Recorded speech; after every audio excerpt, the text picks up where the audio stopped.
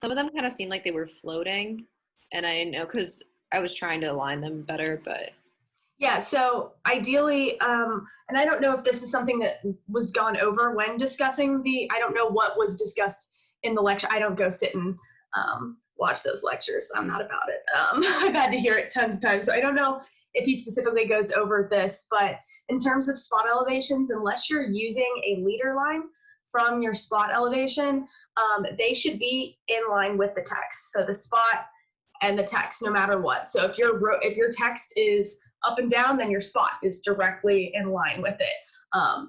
They should always be like right next to each other, basically. okay, that makes sense. Thank you. Mm-hmm.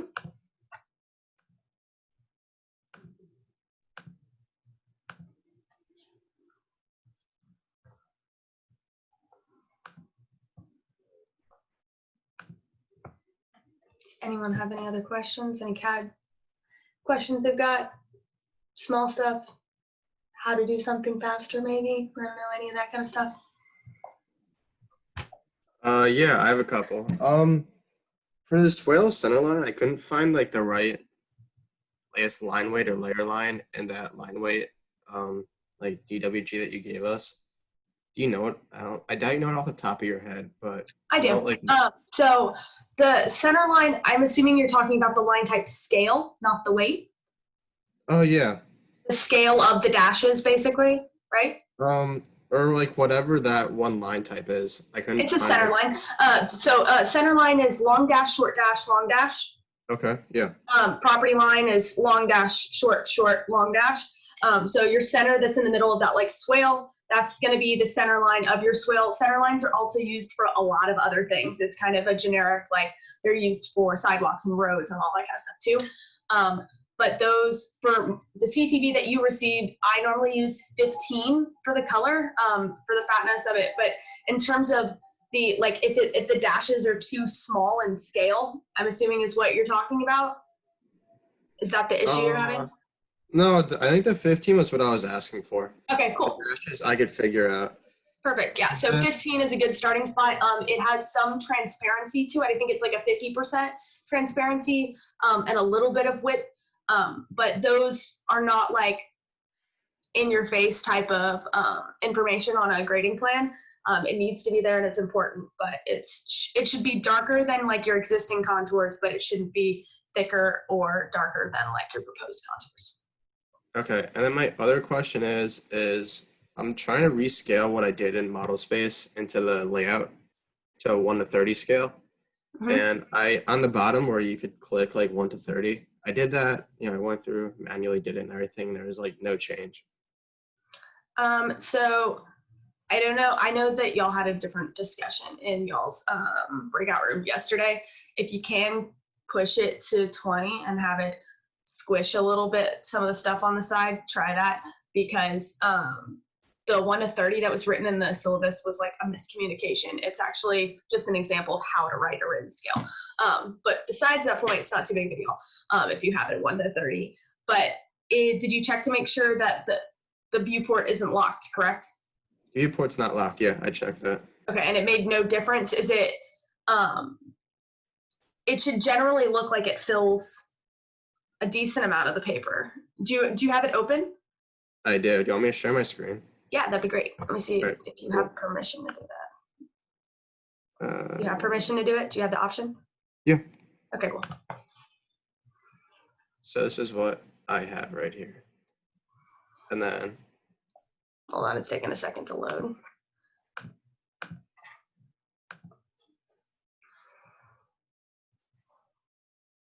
Wait. It says it started screen sharing, but it hasn't showed it. It says here, wait, I think I'm clicking resume share, it's not working.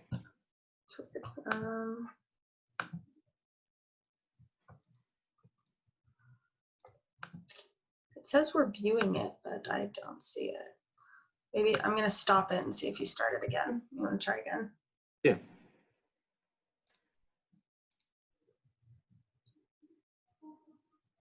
It just says you've started screen sharing, but it's not showing your screen. Yeah, it says it's paused for whatever reason. I don't know. That's weird. It could be if you, I wonder if you can put, I want to see it. To know like should I just relative. email it to you? And That, then yeah, if you you want can to take fill like it a out? screenshot or send me the file, that works too, and I can open it. Yeah, I'll do that right now. It could be that your drawing was like close to the right scale, and that's why it doesn't look like it changed a lot. It could be that you scaled your stuff wrong in model space. That's a potential. So it could be that nothing's wrong at all. So.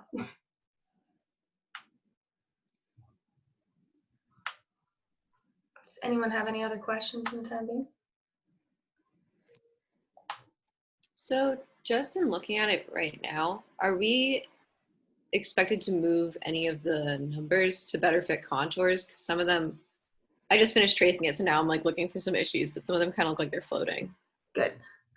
So they, the rules, like the contour label should always be on the uphill side, right?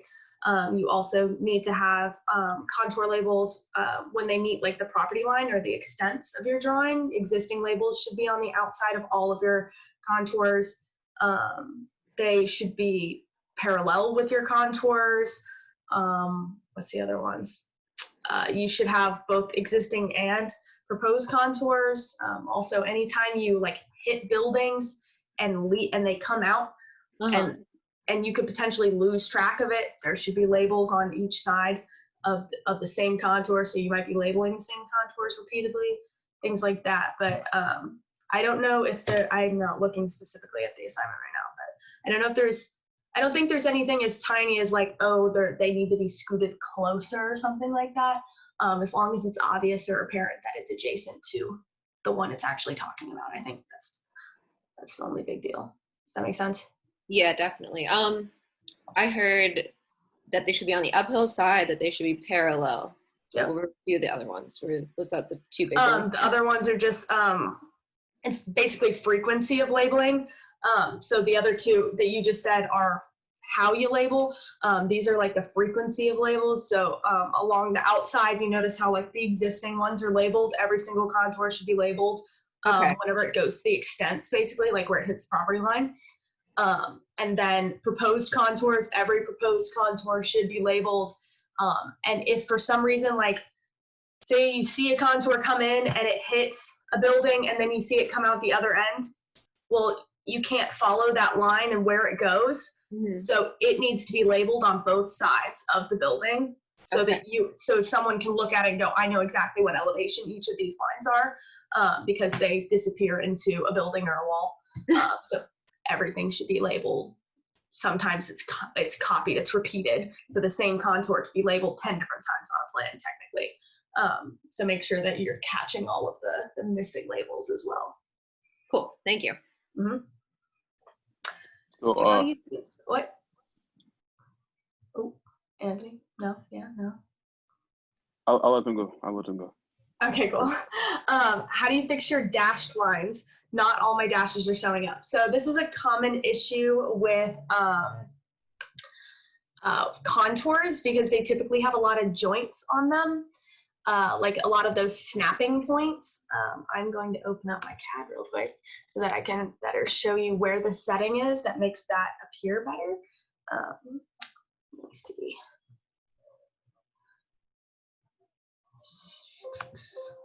Give me a second to open CAD. So basically what that is it's called line type generation. When you have all these joints to a line, your like line type starts a dash, and if the dash is as long as that segment or longer, it's going to start that dash and then it sees like a new line start for the segment at those grip points and goes, okay, we're going to start the dash again, and we're going to start the dash, and it keeps starting a dash every time there's a new grip, and sometimes it's not a wide enough piece of polyline for it to start showing the gaps in between. So it'll make it look like a big chunk and then some dashes, that kind of thing. Share screen, AutoCAD. So what you do in those instances is, let me open, we'll open your eXport because I did this in here, and I'm pretty sure I did it after I gave it to y'all. It really doesn't matter. So properties, so you see line type generation, this box away. Line type generation over here, this box in your property box is what you need to have turned on in order for it to read nicer. So if I'm gonna isolate these, if I look at all these lines and I select them, and this is disabled, and that's default. It always shows disabled. I don't know if I've got any horrible chunks in here. You can see like this little tiny dash is a little bit longer. I bet that's where a joint is sitting. So you can see that's exactly where a snap point is of that line. So that little line is like tiny bit longer here than it is somewhere else, which is stupid on this one. It really doesn't matter. But for something like yours, if there's a bunch of grip points, it can look really dumb if y'all are trying to be like super accurate. So all you have to do is open your properties box, which is prop, the command P-R-O-P, and go down to the bottom with them all selected, and you click here and say enabled, and it will fix all your little problems, and that should be it. So then, Natalie, what if when I am doing that on like the model space and they're all showing up dashed, but then when I go to plot and then I preview it, they're still dashed, but then when I actually plot it and make it into a PDF, they're all not dashed? So sometimes that can be your line type scale. It works both ways. Sometimes in model space, it doesn't look dashed, even though you have the dash line type applied to it. And then you go to plot it and it'll show your dashes. It could be that you might want to go and look at, let me show you on my screen again. For each line type, there are more than one. So line type in your layer properties over here, you would go to like existing gray or whatever it is. Whatever layer has the dashed line type, and if it's not there, you're going to go to load. And so if I go down to dash, there's about like 3 different normally of each type, and it's 2 and times 2 and the regular one. If you look at each of these, the distance of the dashes is different for each of them. I prefer changing these first and foremost if things aren't appearing the way they should. So maybe it's turning into a straight line when you plot it because the dashes are too long. So maybe if you had dash times 2, then you might want to try, just plain dashed. Or it could be that they're so small that it appears as a single line. So you might want to try dashed or dash times 2 instead. So changing the line type to a different scale works a lot of the time. When you're desperate, you can choose in the settings of your lines, which I don't do this very often. It can cause problems, but if it gets down to a certain point, there are options of changing. You select the line, and in the properties, there's a line type scale that allows you to manually manipulate the scale of those patterns that are within it. Try to avoid doing this. It can cause problems later. It'll contradict some of the information that might be on your layer property and cause issues. But do it through the line type itself and mess with those, and it'll probably fix that problem. Thank you so much. Mm-hmm.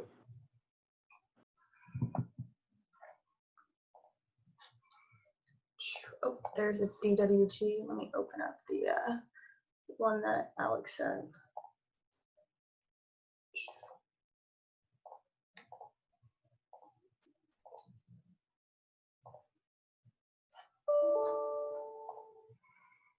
Let's read on my fantastic.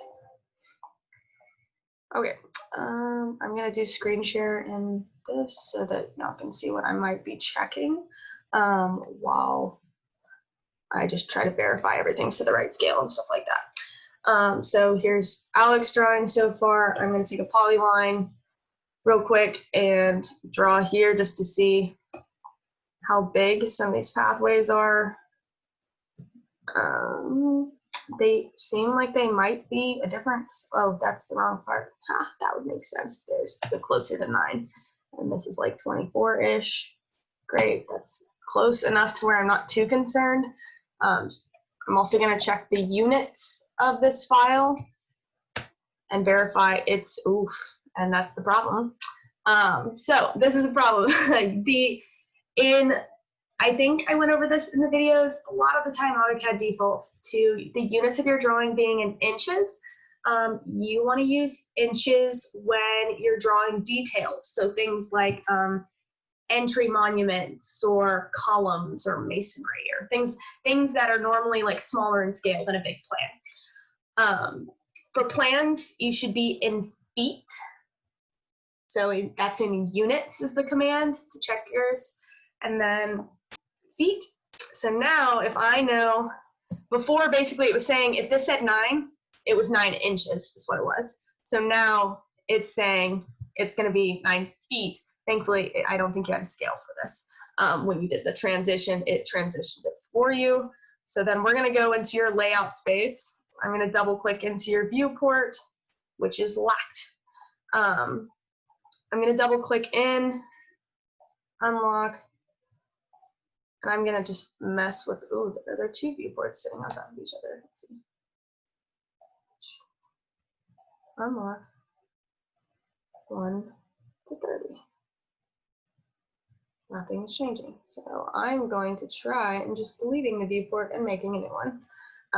Sometimes I draw a rectangle across to keep my spot so it fits nicely. And I'm going to do viewport,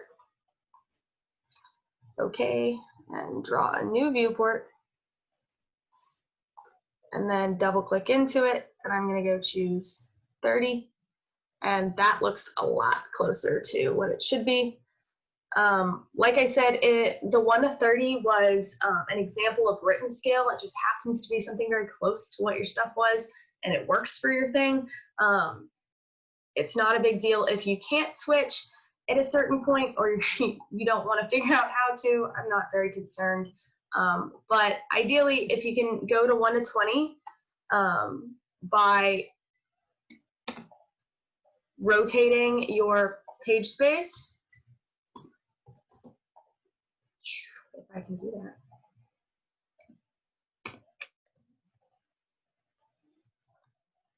It always flips it the opposite way than I want to. So if you can go to 20 by rotating your paper space like this and actually have the viewport fit as similar to how it did on the initial piece of paper that you extract in. Sorry, I'm moving around trying to get it to look the way it should. So ideally it would look like 120.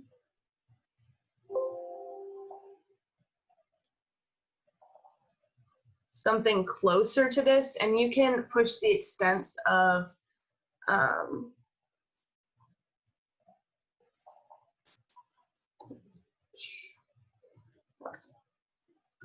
fatal error there.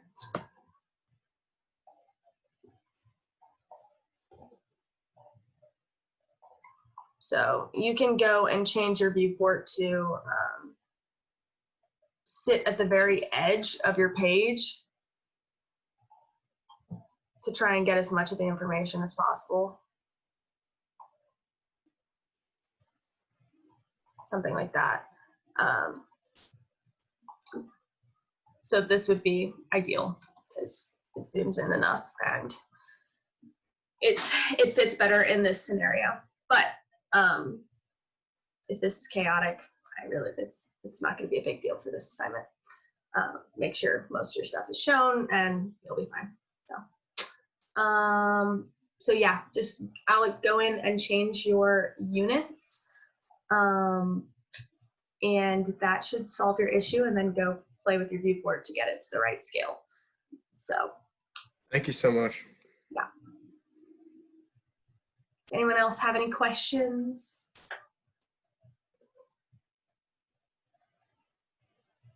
So if we do set it to the 20 scale, would you recommend cutting off the bottom part and not the legend, because the north arrow is also listed in the title block?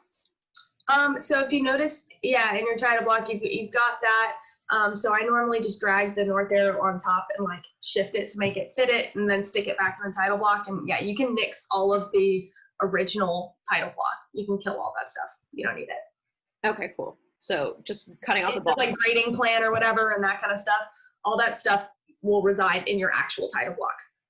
Cool, thank you. Mm-hmm. Some of my lines are not converting from model space to paper space. How do I fix that? I'm assuming you mean like they're just not showing up. Is that what you mean? Yes, that's what I Yeah. mean. So we might check. I'll show you a couple things you might want to check. Share. So we're going to use this as an example now because it's sitting here. Okay, so if for some reason you've got things that you can see in your model space, but you can't see over here in your viewport, there is, if you double click into the viewport and you go to your layer properties box, if you check, you'll have to check this box, I think. Let me see, what's that one's called? Yep.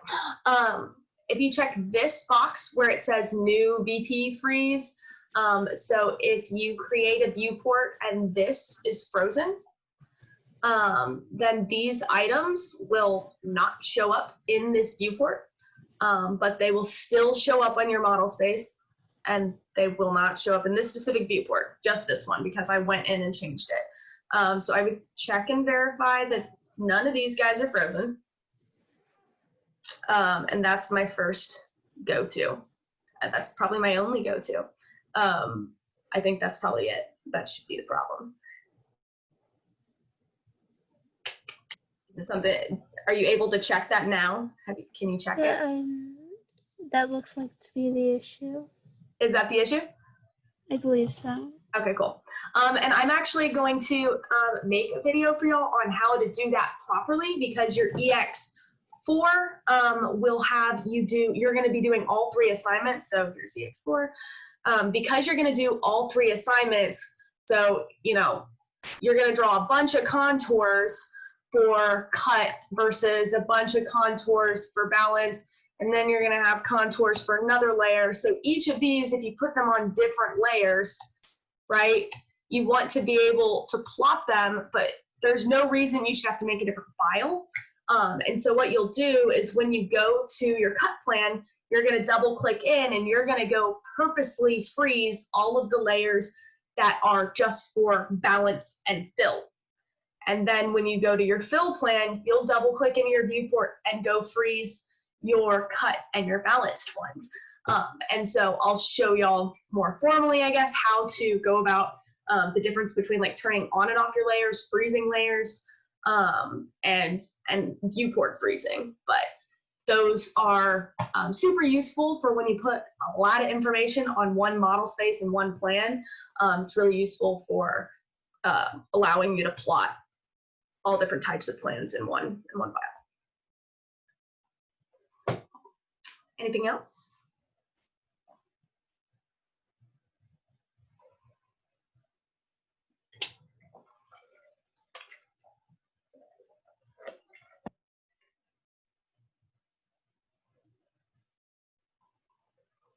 So this is with the contour lines.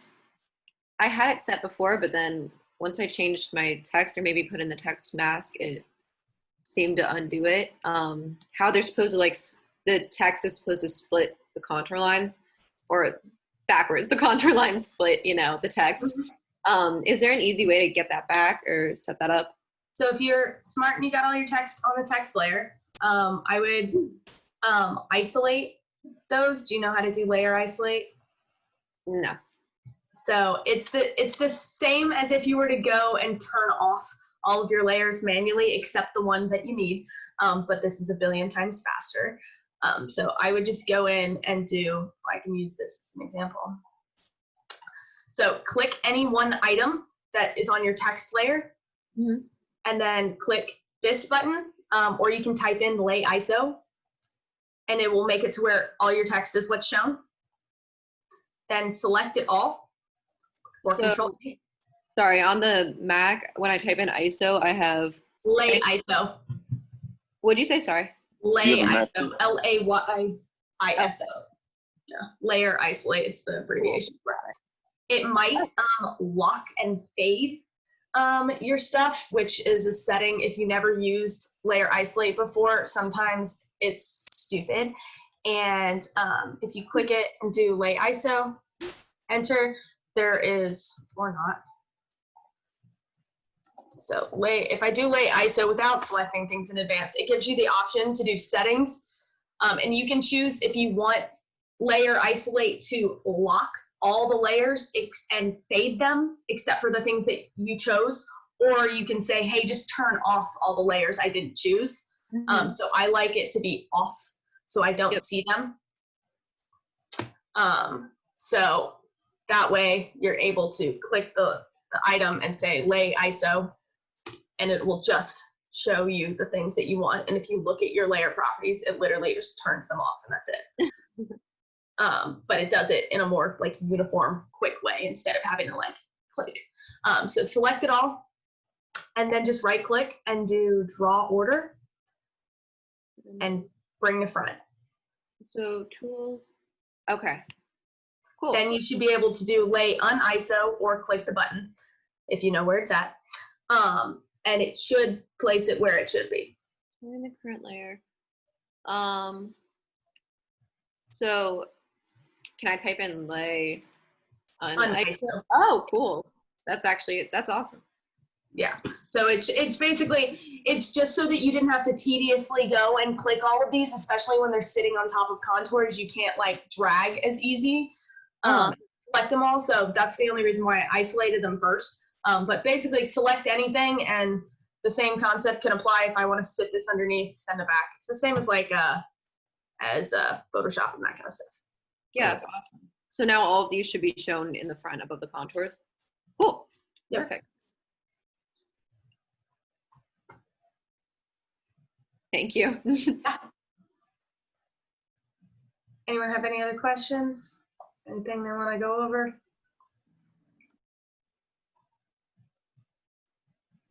I just have a really tiny question, Natalie. I swear. I don't know why, because the thing that you taught us, like you know how to transfer title, box, text, whatever. I tried doing it and it would work, but now, because I was going to edit something because I formatted it wrong, can you screen share? Or Go for it. so I'm bad at explaining stuff. All right. Look, I'm going to XREF. Oh, it's already there. And then I do this, everything the same, and then I type 0. But it's so tiny! And I made sure that this is, I think it's that one. Yeah, see? So just don't, oh yeah, sure. I'm taking control. So we're going to check the units of your drawing, just like what we did with Alex, just in case. Okay, we're at feet. Perfect. And then we're going to try your page setup. And you're in 11 by 17. Yeah, so it should be, detach this, insert.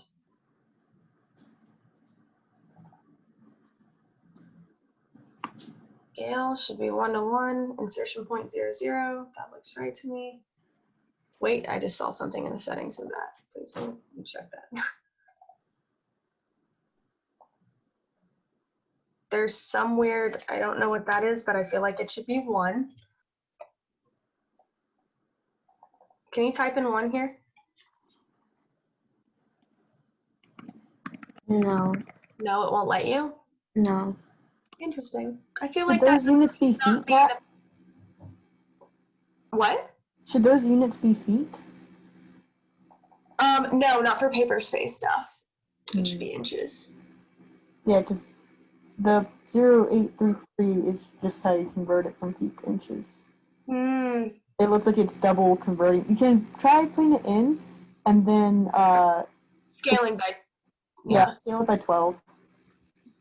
That's what I was gonna do if it didn't work. If I checked everything and it doesn't work, I was going to just attempt to scale it.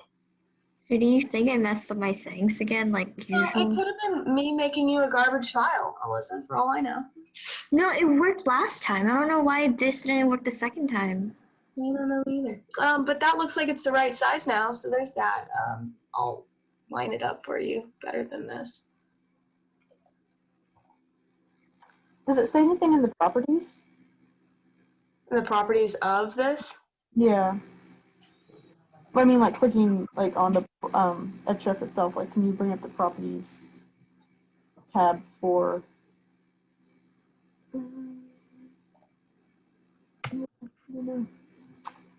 Scale 12. Yeah, so it pulled it in at, yeah, it says the unit factor. That's really weird. And it didn't let me change it. That's the annoying part, is it didn't let me change. I was like, I see a number that's not 1, and everything when you bring in blocks or XREFs and stuff should all just basically be 1. So I don't know why. It's not about it, but it doesn't hurt anything for it to just be scaled. It's just a title block, so it shouldn't hurt anything.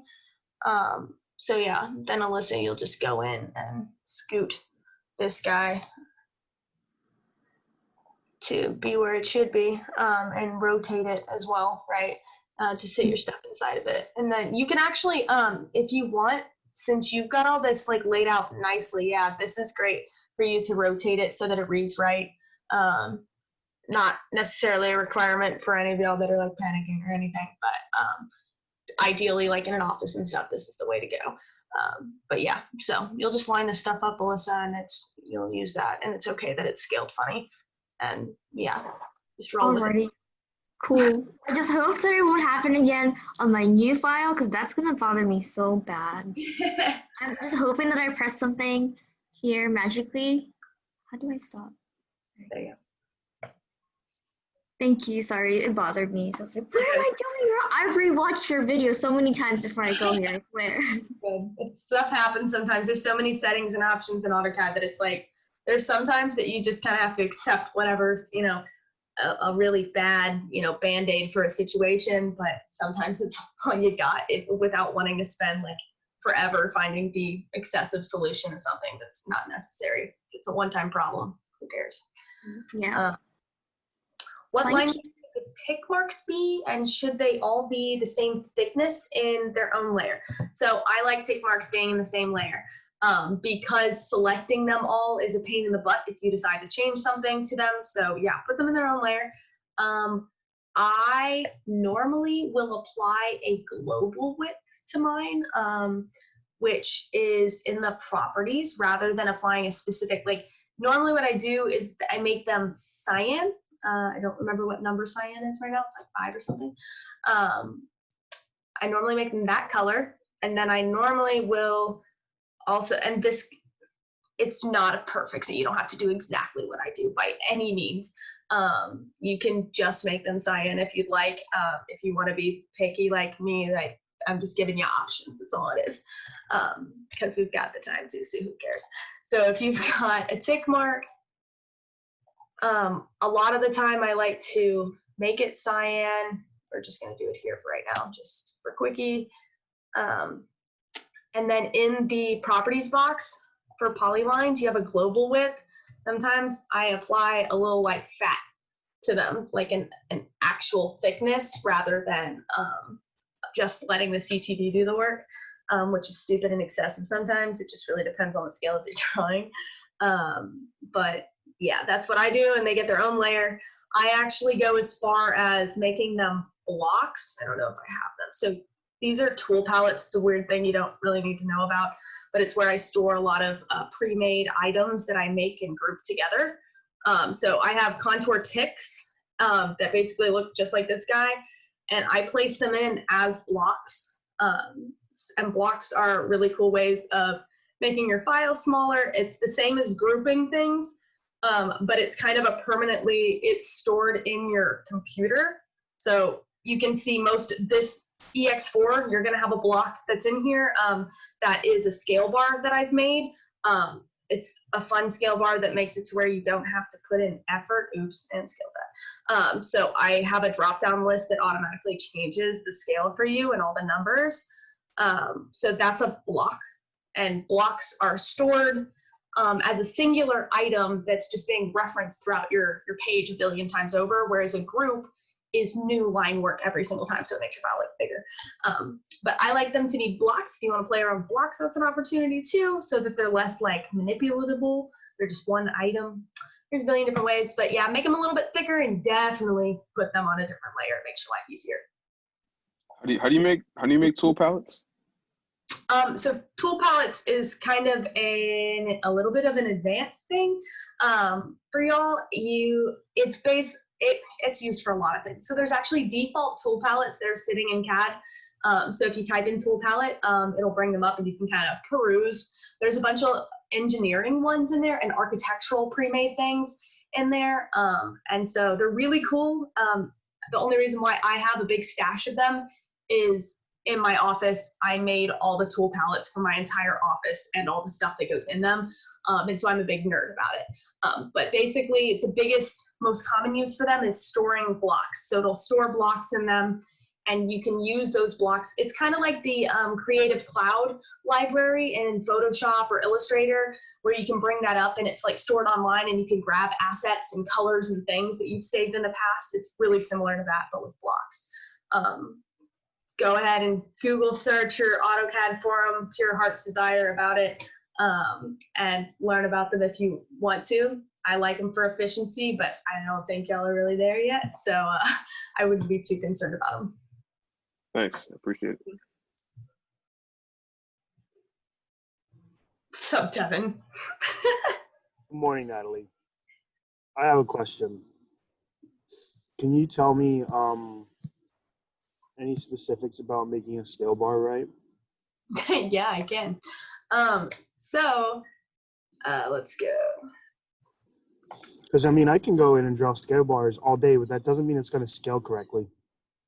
So what's important is you just remember the basics of how a scale bar works or how a scale works is that 1 inch is equal to whatever it is. It's always that. Yeah, it's half whole, right? Yeah, basically, yeah. So like this one is like that, and there's a billion ways to make these. But like this one, for instance, sometimes I just do rectangles. It depends. This one is just the one I stole from my office. And I made it and then started reusing it like crazy. But so you can make just rectangles if you want and fill them in like with a hatch. But it's always half an inch, and a whole inch. And then it makes it to where when your numbers go in, the middle number besides 0, the middle number is the one that's your scale because it's 1 inch. Then you have half of whatever that is and then double whatever that is because you've gotten 2 inches worth of it. So does that make sense? Does that math work? Yes. So I'm drawing this in model space. Paper space. Paper. Okay, so I just draw that in paper. You're referencing a paper scale. You're converting it over to paper space, and that scale is referencing that. So it's a lot easier to do it. You can do it in model space, but in model space you physically draw 20 feet versus in paper space you just draw half an inch, a whole inch, and they're inches instead. You're choosing in paper space you're referencing this side of the scale. In model space you're referencing this side.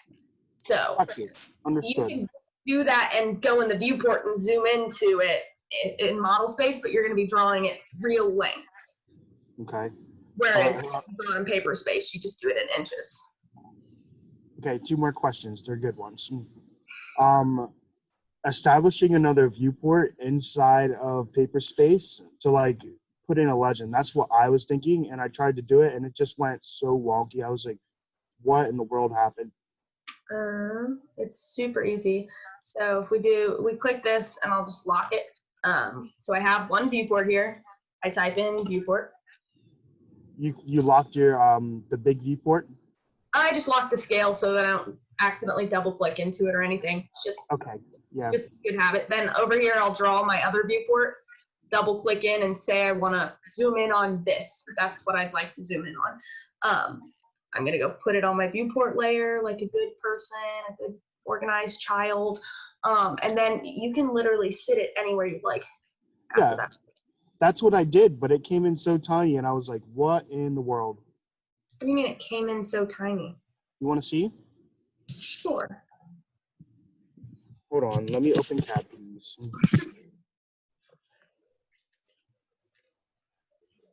Y'all, I almost drank week-old milk this morning. And then decided after that traumatic experience almost occurred that I deserved Chick-fil-A for breakfast. Natalie, no Chick-fil-A for breakfast. You almost ate, like, no allergies.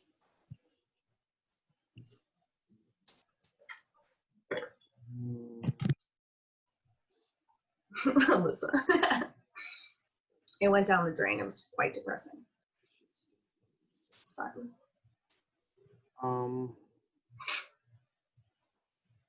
Okay.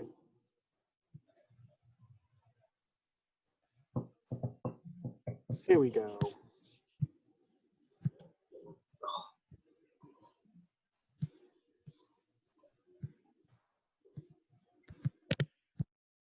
You see? Like just teeny tiny. You stand when y'all's paper space is white. How do y'all look at anything? I don't like it either. I do want to change it. Let's look it up. Okay, Devin, it's tiny because you're referencing something that doesn't fit well in that space. What do you expect? I'm stealing control of your CAD. Whoa, I made it angry by trying to steal control of your CAD. Did I do that? I don't know. Hey, no growling.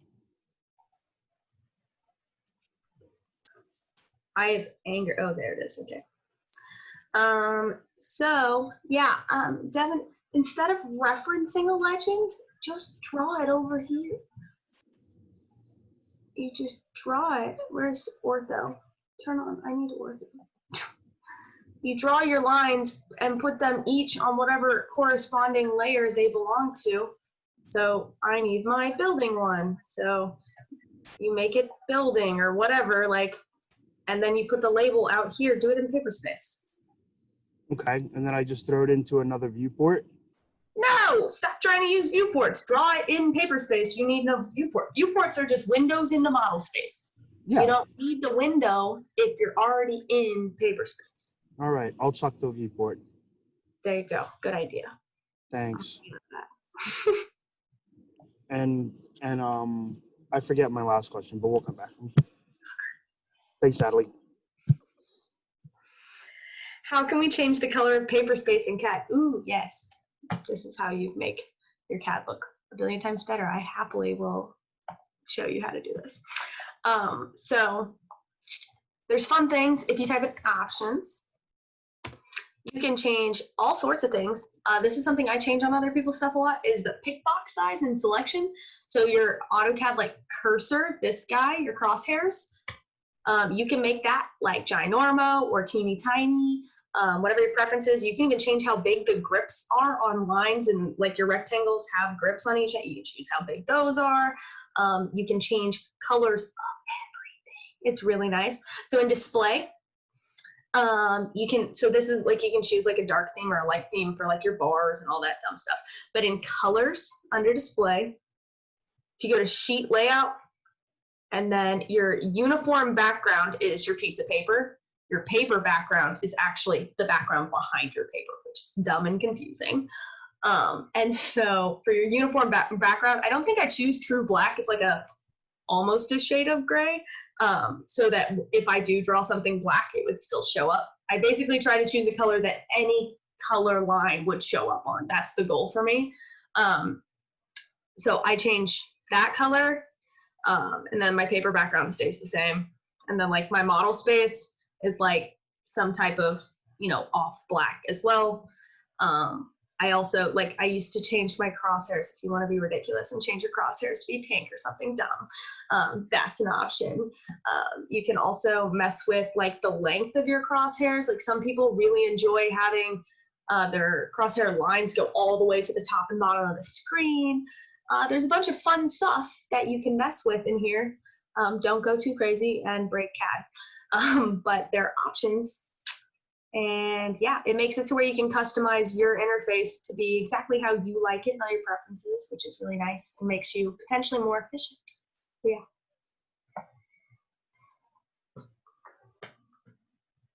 What else is there? Anything? So you might have said this already, I'm sorry, but when we put the scale, like the official scale bar into the paper space, where should we put that? Where's the best spot? If you can fit it in your title block, that's nice. Okay. If you can't, I always aim for like bottom left hand corner. Jess, if you've got any input on that, go ahead and jump in. Sorry, what was the question? I zoned out for a moment. Good.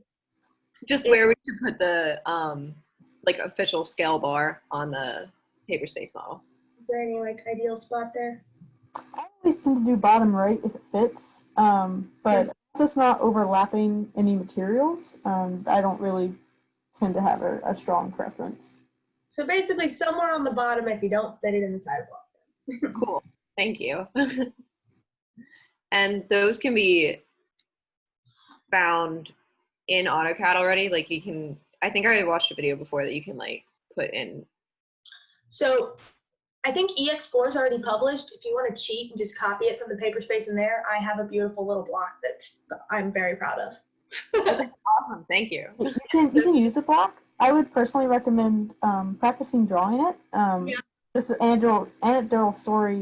When I first graduated, within like 3 weeks, I blew my computer up by accident at the office and had to draft everything by hand. And I had actually forgotten like a lot of like scaling and stuff with an actual rule bar. And so it's good practice to just to do it a few times to make sure you know how to do it. And then, you know, it's if you want to learn your multiplication before you jump to the calculator all the time type deal. Yeah. It's basically like we went over Devin just then, you know, it's the easiest way is to do a half inch, a whole inch, and then your middle number is the scale. So, you know, 20, 30, whatever. And you can use the scale bar for that, but since it's all 1 inch equals something, you basically just do increments of an inch and assign the adjacent number for it. Well, can you explain what a block is again? A block is like a formal group. A group of what? Like commands? A group of what? No, a group of any line items, hatches, anything drawn. Oh, okay, sweet. Oh, that's dope. Okay. It's like a template, right? Like It's the drawing utensils, you know what I'm talking about? yeah, you can draw things and then you save them that way because they take up less space in your file, and you can just copy an item repeatedly and it's all grouped together nicely instead of being like a bunch of individual line segments and stuff. So I had another question. So once we become like pretty good at AutoCAD, is it kind of equivalent to Adobe Illustrator in a way? They both do work in vector versus raster. They do work in vector, but I mean, Illustrator is more creative and meant for inaccurate type of stuff that doesn't require accuracy, versus AutoCAD is a formal drafting tool. It's a professional tool. So it's on different spectrums there, but they do both work in vector work. So it's a similar product that it creates in terms of the type of file or digital file. Thanks. Mm-hmm. Is there a way to remove the border on layout that has student version? I have a dumb method of doing it. So the student version forced border, unfortunately, no matter what, it's going to slightly cut off your stuff, which is really annoying. If you want to be tedious, I've literally done this a million times. If you know Illustrator at all, because it's vector work and Illustrator works in vectors, if you open your CAD PDF in Illustrator and you blow it up, you can actually kill all of their watermarks on this side, but it's excessive and ridiculous and not necessary. So don't put it in Photoshop, because then it's no longer vector, and it's just, don't do it. Just don't do it. It's not good. But it's not too big of a deal. You are perfectly fine sending in anything that's got the student version stamp on the edges and sending that into for final projects and all that kind of stuff. Nobody will be upset that it's a student version. We all understand that that's part of it. Can we put it in Illustrator? That one, that's what I was saying. That's what I do, but I'm saying it's not really necessary and it's a little bit excessive. So I do put it in Illustrator. So like, I don't know if I have, I'm gonna see if I have a PDF that has the stamps on the side or not, but let's see. So I'll put them in. If you know how to work Illustrator, you have to be confident enough to like, I don't know how much Illustrator work y'all have done, but it's, you basically explode, what is it, the compound path or whatever, you break the compound path, ungroup it, and you normally have to do it a lot because it forms it from viewports. It forms like groups based off like viewports, layers, and all these things. So it's normally a lot of information sitting on top of each other in a really excessive way that you have to keep exploding and breaking compound paths. And what is the other one? There's like a clipping masks and all the types of things that you have to like undo by right clicking and exploding everything. Once you do that enough times, you can actually select just the things on the side, the text on the side that you don't want, and delete them. So I'm not sure if my CAD is student version or not, since I don't have any watermarks on it. How could I check? So the old student versions used to say it like at the gray bar at the top. It used to say student version, which is really annoying that it doesn't anymore. You could be on a trial, which is no bueno. I suggested to somebody else, since I guess I could check it because I'm on a student version too. Go and pull up your Autodesk account online and see what your license is registered as, like what type of license you're given. It'll tell you you're on a student license or you're on a trial version or something like that. Somewhere on your account information, you should be able to find that info. Perfect, yeah, your educational license is it. How does, yeah, CAD 2020 works, CAD 2021 works. I'm on 2020, so everyone with 21 and 20 will be able to open my stuff. Anything lower than that, I think 2020 still saves as a 2018 file format. So everybody on 2018 and above can ideally open my files. I'm not big about upgrading every year because there's little glitches and things sometimes that Autodesk needs to work out. So I normally wait, which is why I'm still in 2020. How does CAD student version differ from a professional license?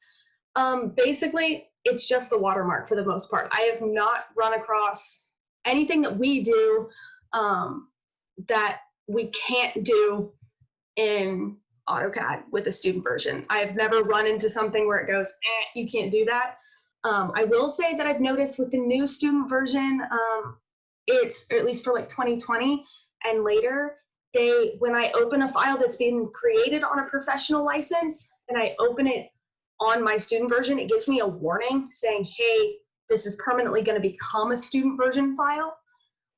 So I'm assuming that it means that there are some limitations. Maybe if it's, I think it keeps that watermark on it. So like I have professional files I purposely do not, from my firm, that I will not do a save on while I'm on a student version because I don't want it to potentially like taint that file. But other than that, I don't believe there's any issues, hardly at all. Like I really don't see differences. I don't know if Jess, if you've run into any differences between the two, but I've seen next to none.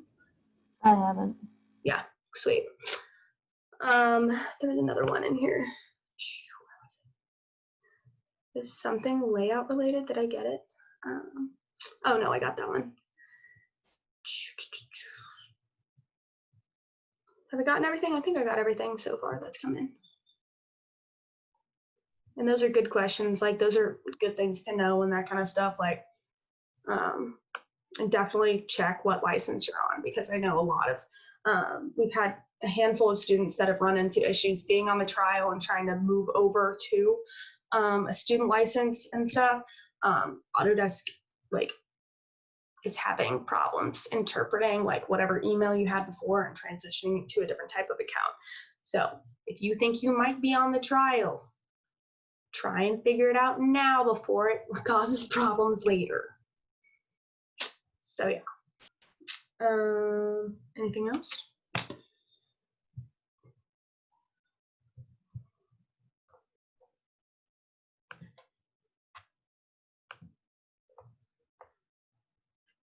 So I'm just gonna mute myself and I'm gonna work on other stuff. And if y'all have questions, unmute yourself or chat. I think we've probably gone through it a lot. So if you're working on your stuff and you come into stuff, then by all means jump in.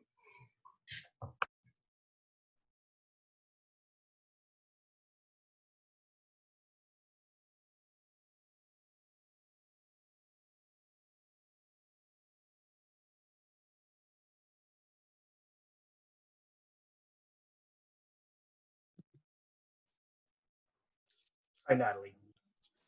Question.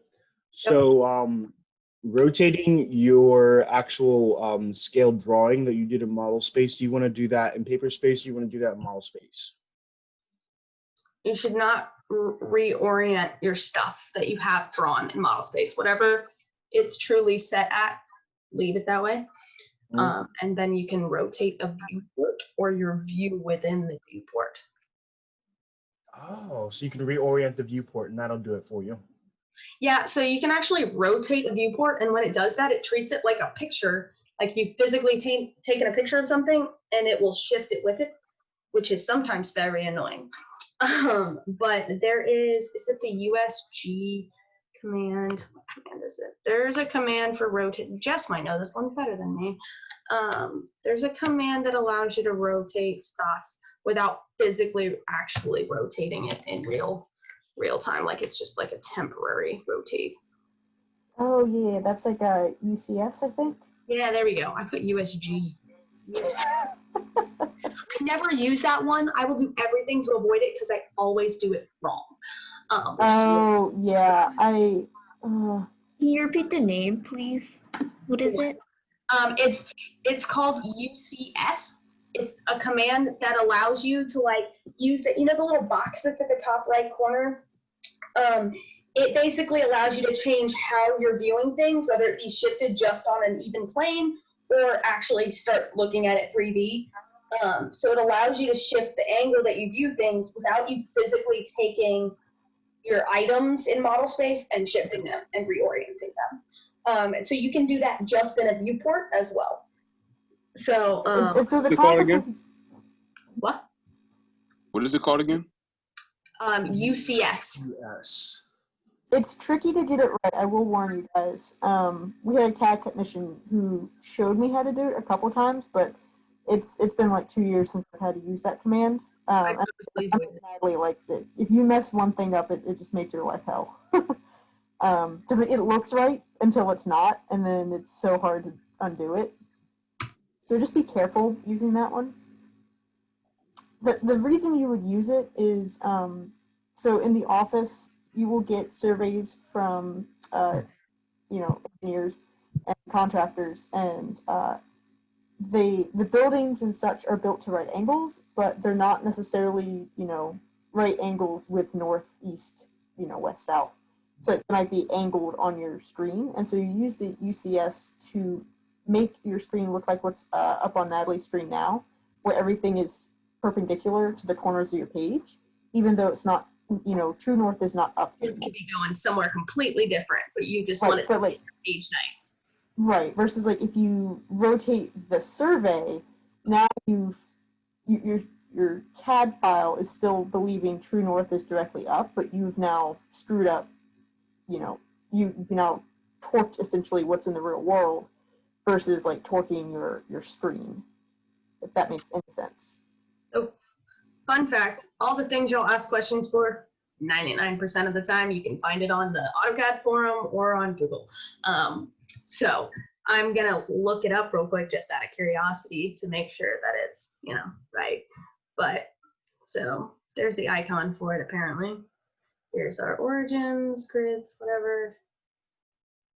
So click the UCS icon, move the grip.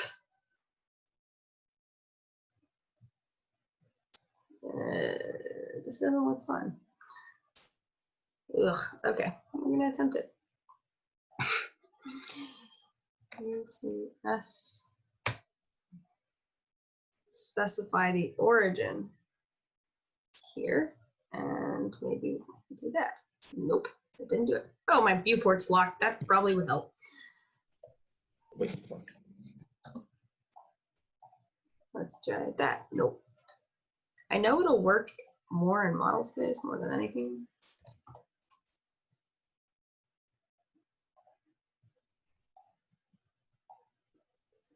Oh, whoa. Yeah. You know? Yeah. Google it. That's my solution. Because I don't want to read through all that nonsense and learn it right now. And you really don't need it much. So, like, I can literally go through anything without actually using that command in an office too, which means you can find a way around it too. So if you want to learn it, go learn it. That's my solution. Sorry on that one. I suck.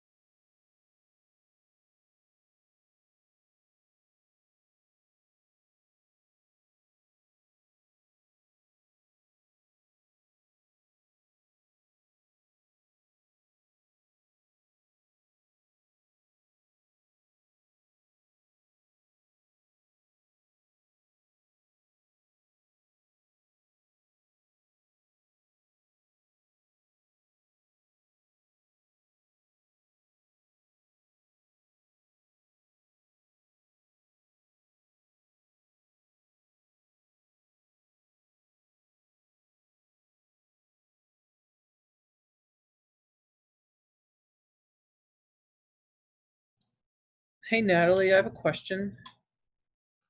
Yeah, what's up? So in like when I go into model space, my like dashed lines are like way bigger than they are in regular space, whatever you want to call it. The paper space or the model space? Sorry, I didn't get that. What? Paper space or the model space? Is it Oh, large? paper space. So paper space, it's bigger than it is in model space? Yeah, my bad. I messed that up. You're good. I'm just trying to understand. So I don't know if you heard what I said before about the line types, how there's 3 different types of line types for each one. So there's 3 different dashed, and they normally vary in their like length. Yeah. Dash stroke. Did you try out any of the other ones? Yeah, so I did the really big one, and then I have dash 2x. But I guess if I just do dash like regular dash, maybe it'll work. Yeah, so if they're showing up too big, then the dash 2x, I think those are the massive ones, right? I think that's what they Okay. are. So you could try. Let me look. Yeah, it always appears different in your model space versus your paper space. It really sucks, but Oh, I see. Now there's like a dash 0.5x. I see. Yeah, so there's normally 3 of them. Gotcha. All right, I'll give that a shot. Thanks, Cool. Natalie.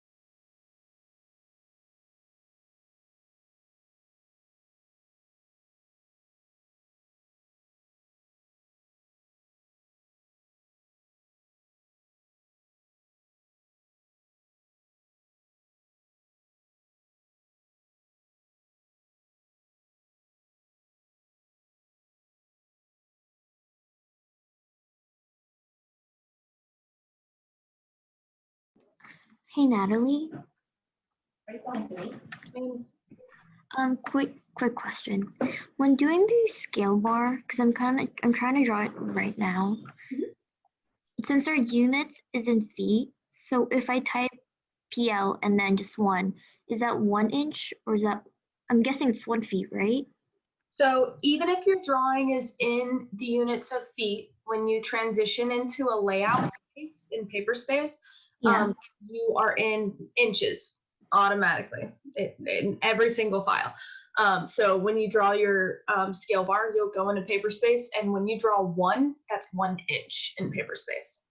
If Okay. you go with the model space and draw that 1 and you're in units of feet, it will be 1 foot, even though it's inches in paper space. Does that make sense? Yeah. Is there a way I can check that I'm in inches in paper space just in case? Because I know I tend to click random buttons when I'm trying to learn new things. Paper space is always inches. Okay, so there's no way I can change that. Yep. It always works in terms of inches. Okay. Wait, hold on. Don't leave yet. I'm just trying to do something real quick. Okay. Actually, never mind. I think I got it. Thank you. Actually, I guess that makes sense if you have to plot. So Yeah. Because like your page is 24 by 36 or whatever, and when you draw right. a line, it says 24 or 36. Yeah. That makes a lot of sense. So even when if I draw a line and I type in a distance 1, like Alyssa's trying to get, that's going to get me 1 inch in distance. And paper space always. Yeah. That I understand. Got it. I have a question too. So I'm working on like my text, and how should we do the plus signs? So your spot elevations, you can sometimes, if it works, I will put the spot elevation in the text. So use a plus sign and put a space and then continue on, just because it keeps it all in one text box. So it makes life easy for me.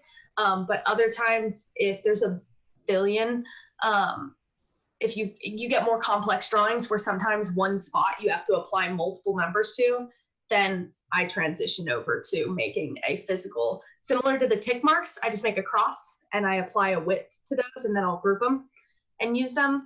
For this, you could probably, since it's only one number associated with each spot, you could probably get away with just doing the plus sign in the text box. And then, but I would suggest if you're using a country blueprint or a city blueprint or something that looks more scratchy versus like Arial, for the plus, make it Arial just so that it looks like a very uniform and defined. Okay. All right, thank you. Mm-hmm.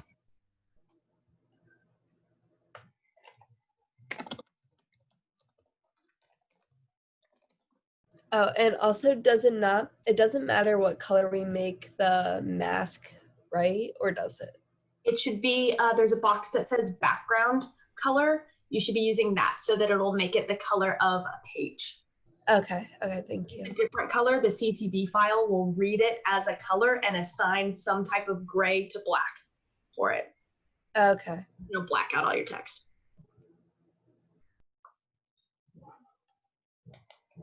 Okay, I have a question too. So, basically on my file, like I drew all the lines and it says like in the properties, the line type is like dashed or phantom. And when I go in the layers, it says it is, but like physically when I'm looking at it, it's like not dashed or anything. So I don't know, like if something's put on not the correct layer. Yeah. Can you screen share? Yeah. Let me see.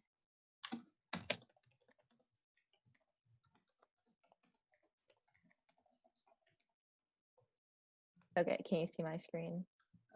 Yes. Okay, so like basically like all these are supposed to be like dashed, but they're not.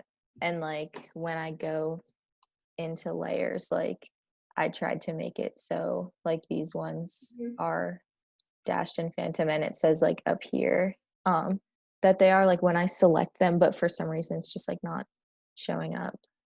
Okay, I'm gonna steal control because I'm a control freak.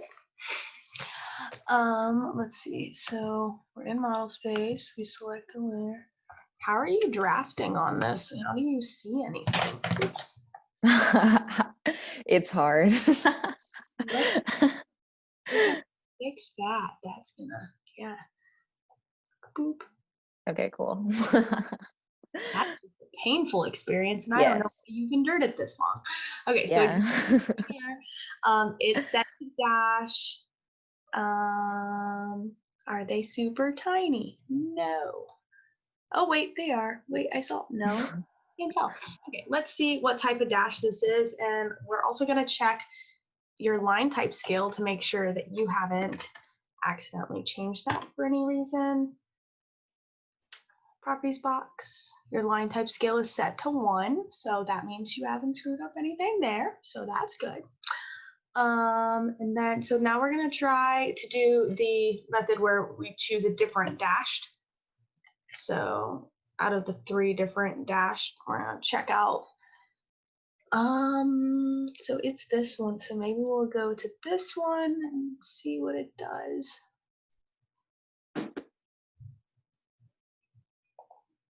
We're gonna try dash 2 and see if anything shows up for those minor contours. I see nothing. Oh, let's try this. This could be the solution, for all I know. It did nothing. Let's try the other dashed.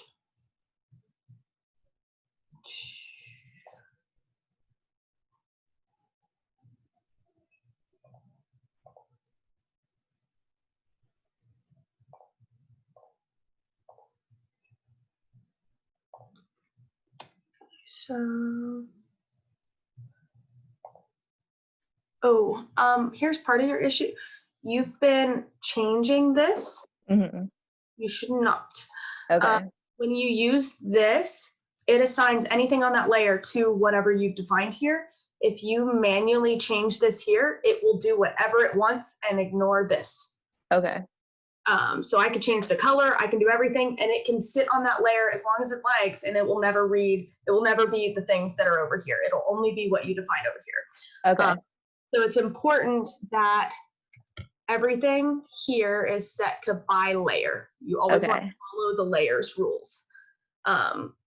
So if anything looks wrong based off of that, then you need to go in and make sure your layers are set right. Mm-hmm. Now let me check those. They still.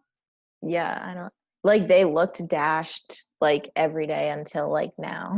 I don't know what happened. So sometimes it's just like the computer's graphics card isn't processing fast enough, and there's a command called gen. And I tried that though, and it's not doing it. Normally that's like a pretty quick solution. Yeah. Existing layer. I'm gonna do the other dash since it wasn't changing it earlier because it was ignoring my rules.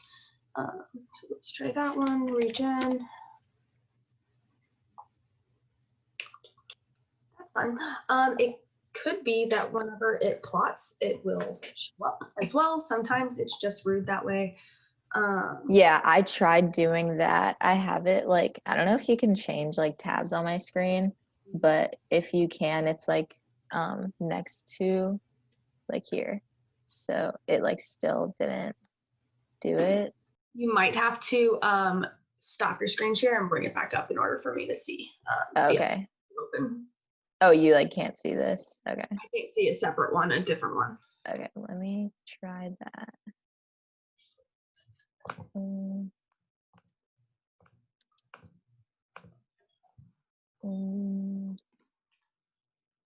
Okay, yeah, so like here when I plotted it, like it still isn't dashed for some reason because I thought maybe you would change it. You want to send me this file so I can play with it and see what the problem is? Wait, Yes. Maya, Maybe do you if you use a go Mac? to No, I'm on a PC. Is it just like your dashed lines not showing up when you go to plot it? Because It's the phantom ones too. Yeah, I was doing the same thing happened to me, and I thought it was just because I use a Mac. So like I before like I plot anything, like I just go and edit it in the plot style editor, and then it worked from there. But like it's kind of sketchy. One way to have to do it, unfortunately, like that kind of sucks for like long term. Yeah, and it's a good fix for if you just need to get stuff out for sure. maybe for line type, because remember how you can uncheck or check the box in line type? Maybe check that one. Maybe she has it unchecked. Natalie, what is your email? NPC. So Natalie, and then P is in Patrick, C is in Campbell. Okay. And 5285. 5285. Okay, I'll send you the. Alyssa, are you talking about a checkbox that's in the plot settings? No, remember when you type line type? Mm-hmm. And then there's like use paper space units for scaling. I don't know if that's what you're mentioning. Maybe she has it unchecked. Maybe that's the reason why it's not popping up. I will pull up my candidate. I'll also do Google search. That always line type do not display. Wait, you mentioned how line type scale should be at least 1. It should be. I kind of changed mine to like 0.9 since I saw a difference. Yes, so it will make a difference. What I said is I think it is best practice to mess with the 3 different line types of different scales in your layer properties before individually changing line type scale in the properties. So there's the dashed, the ×2, 5, those 3 different kinds of each dash. I think it's best practice to choose one of those first, because if you're setting it's basically by you changing that setting in the properties, you're kind of hiding some of the things you're changing. If someone else were to pick up that file and go, why isn't this working? Why does it look different? They might have a harder time finding the fact that you changed individual settings for that line than just looking at your line type is an easy, like, oh, check, I'll just change this. That's the only reason why I say that. Gotcha. Thank you. Yeah. So let me try. I'm gonna mess with a couple things on my CAD to see.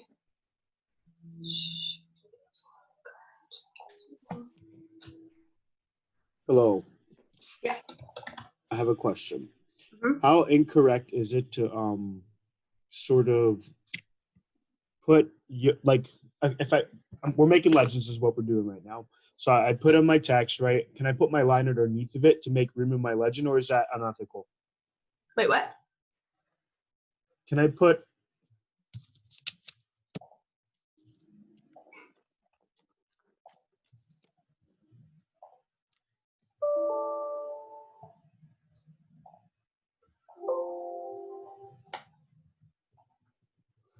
Can I make a legend like this? We're gonna have to change this to speaker view. Sure, if that works better for you. As long as it's very apparent what text is going to what line. Go ahead. Cool. Thanks. Mm-hmm. Okay, I just got your file. How do you say your name? M-A-I-A. Is it me? You say it Maya. Maya? Okay, cool. Yeah.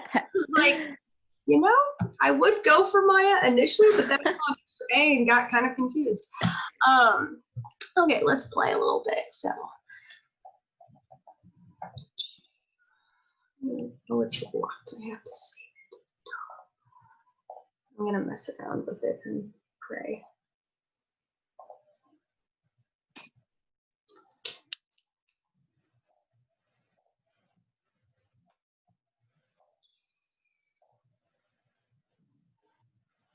And I'll share my screen just for funsies. Because it's better than looking at nothing while I'm messing with your stuff, basically. So,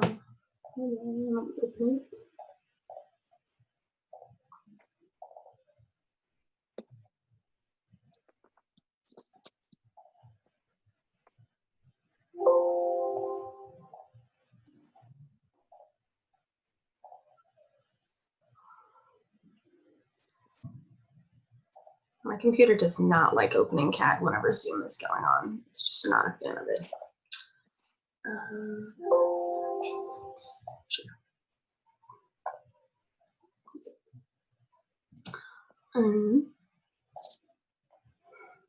So look at this. These are all by layer. Yes. Dash, dash, yes.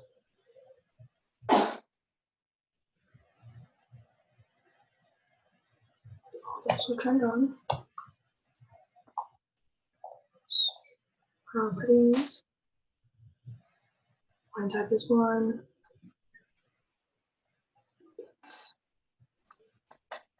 I'm gonna try line type generation. I highly doubt it'll do anything, but we're gonna try it. Turn that on. Don't think it's gonna do anything there. Regen. Nope.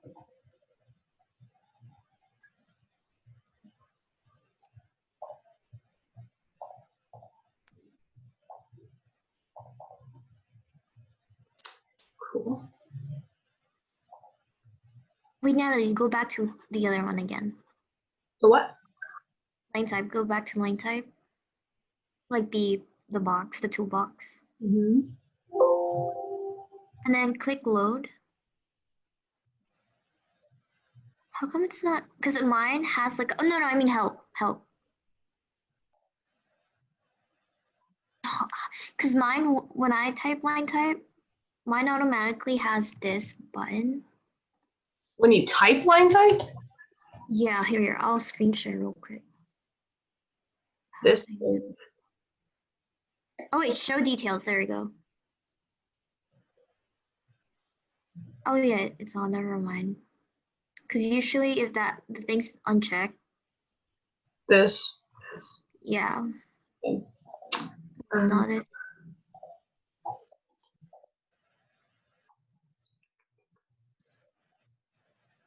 Unproblem. Here's a potential solution that sounds crappy, but it's better than nothing. Copy into a new one. And let's see if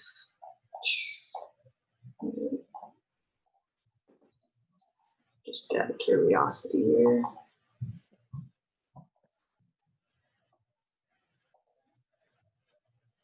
Cool, still in cooperative. Really love that.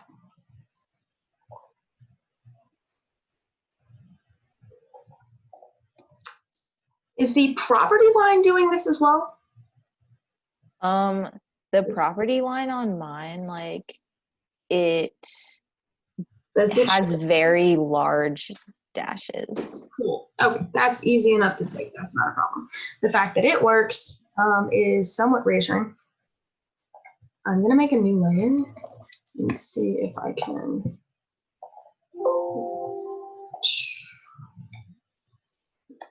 Basically, let's put it on test. I'm going to throw a fit any second now. Let's do. I'm going to start Google searching. Let's see. Annotation scale. 101. Scale.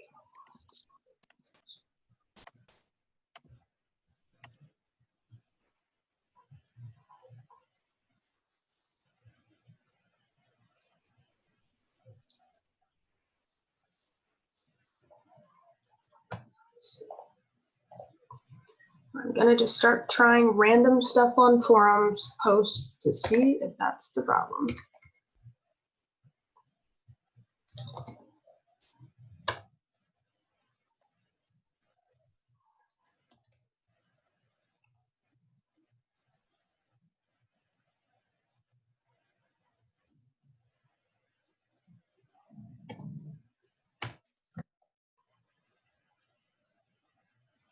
So you said line type scale always stays at 1, right?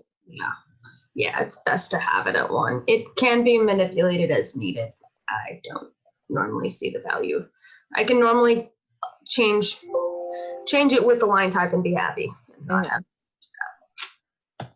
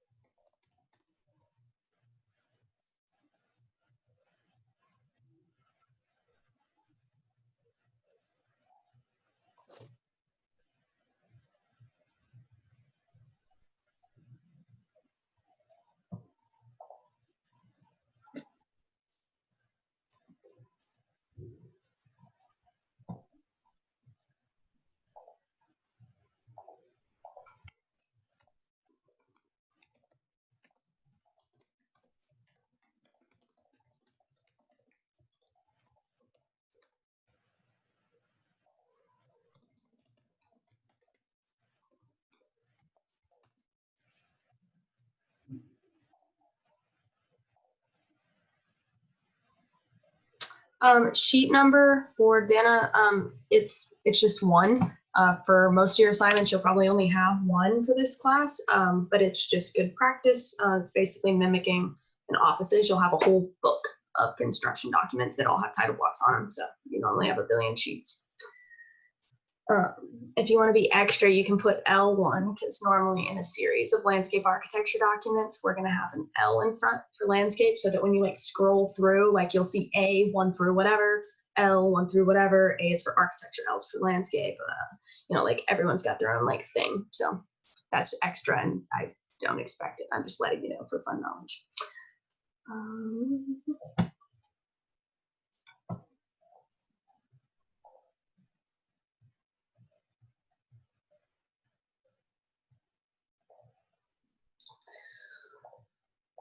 This is a really horrendous problem and I don't like it. I don't like how difficult it is to find the solution.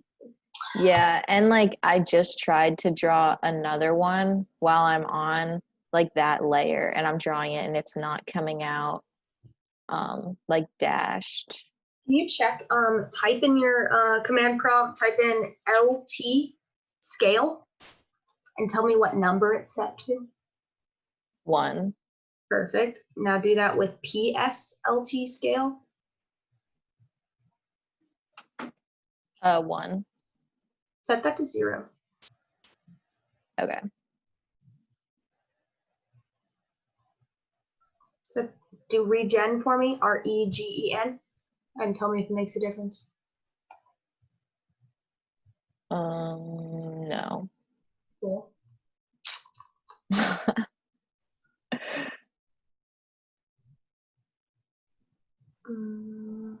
See, I was messing with them on mine and it wasn't changing, but that seems like the biggest repeating tip I've seen. Okay, actually the blue, the existing Major? yeah, I think it has really big dashes in it, but I'm not seeing anything in the existing minor. Share it with me. Can you share your screen? Yeah. It could be they're different line types right now because I've got 2 different dashed that I was trying out. So maybe we're getting closer to a solution. Yeah, so you can see like when you go like this, like you can see.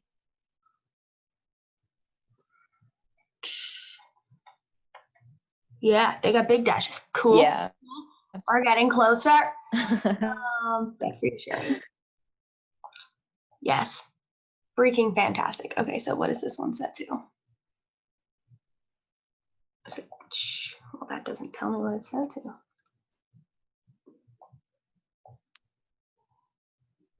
That says VP line type. Yeah. Need this one to be even on. I was wondering what that was. Yeah. Viewport. So it's setting something different for in your viewport versus your model space and stuff, which you don't want predicting each other. So sometimes you really don't want to even see those settings. You want them to just follow whatever the original is. Cool. So we're going to turn that off and we're going to do, so that one's set to dash. So we might try the little dash for this one to see if it makes the blue better. Nope, it made it worse, didn't it?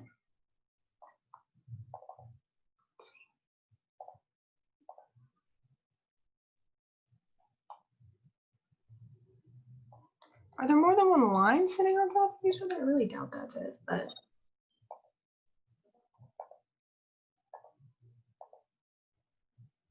That line even selected.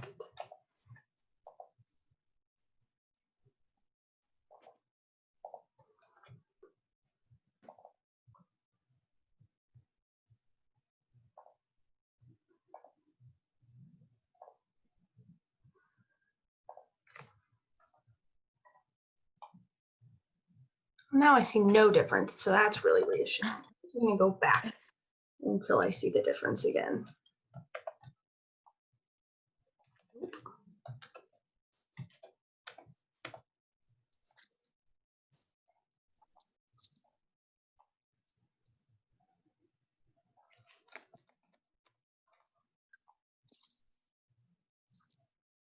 Nope, I don't see it now.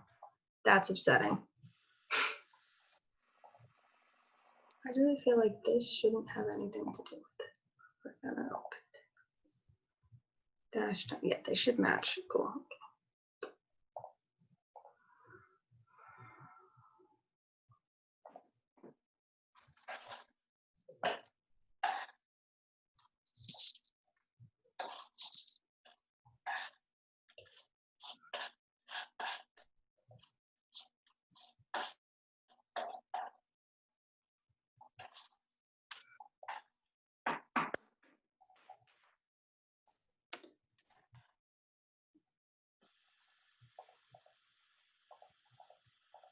For some reason, I don't have the ability to select the sliders, so I'm going to do it the tedious way.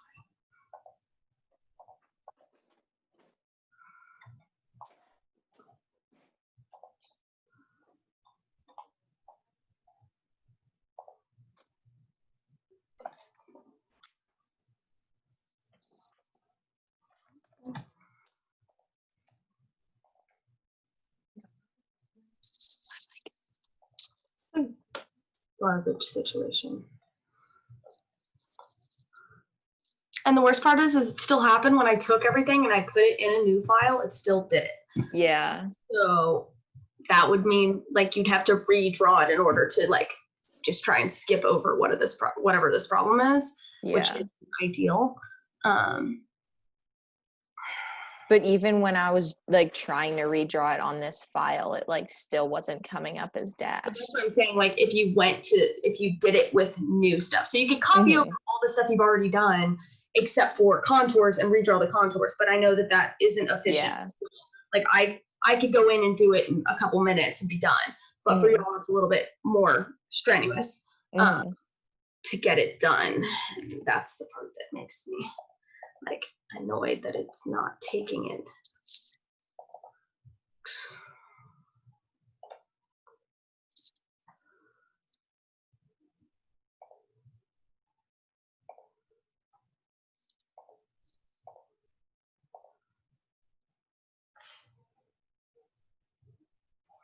Cool. So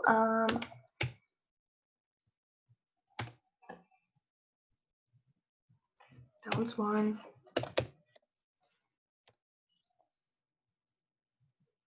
That one's one.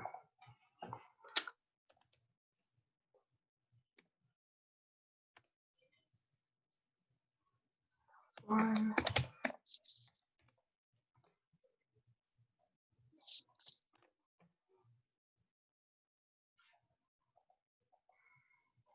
Why does it work in this file and not in that one? That's frustrating.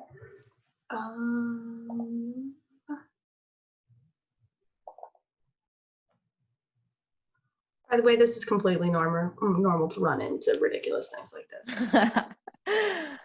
That's exciting. I'm super like pissy when I run into these things, and so I will continuously try to find the error. So yeah.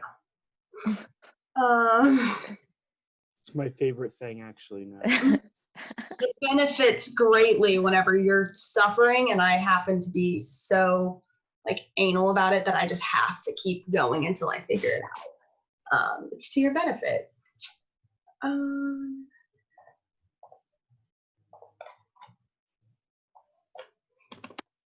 some more Google searches here. Hidden lines not showing. See, normally people have issues with like the transition from paper to model space, and like that's normally just the scaling thing. Most people aren't asking nearly as much about hidden lines not showing up dashed in model space. Let's see. Everyone's saying it's the stupid LT scale, I swear. Yeah, that's what I was seeing when I was looking it up too. Which is a normal thing. It's just like normally these are things that you don't like have to change unless you accidentally fucked up things. It's the only time. Oh. It's a gnarly lag whenever I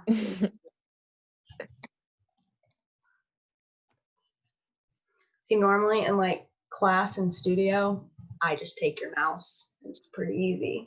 Yeah, I didn't know that you could like control my screen like this, but I'm liking it. I actively sought out finding that feature because I'm a control freak.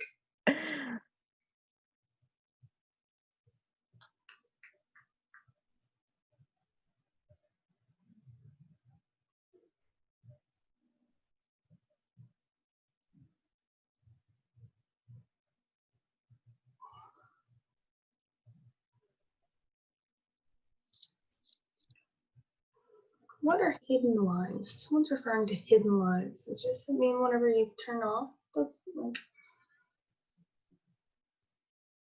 I hate everybody. All of these people are useless on this one. Your scale is set to 1 to 1. Everything looks fine.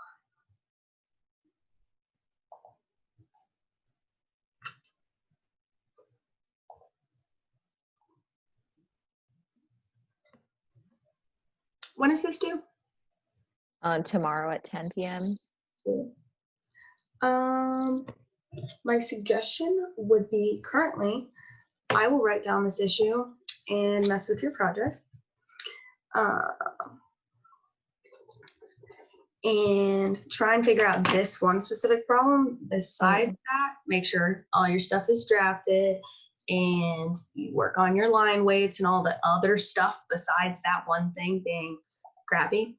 Okay. And then, bless you, find the solution. Sorry, that was my roommate. But continue. I will attempt to make a solution of some sort for whatever the heck this is because it's angering me. Yeah. Get past it, then I'll Okay, cool. talk to the teachers about it, figure something out. I don't know. Okay, yeah, you have my email. So whatever you come up with would be very helpful. Fantastic. I will work on it. All right, cool. Sorry I couldn't find the answer because I'm really frustrated about it. No, you're good.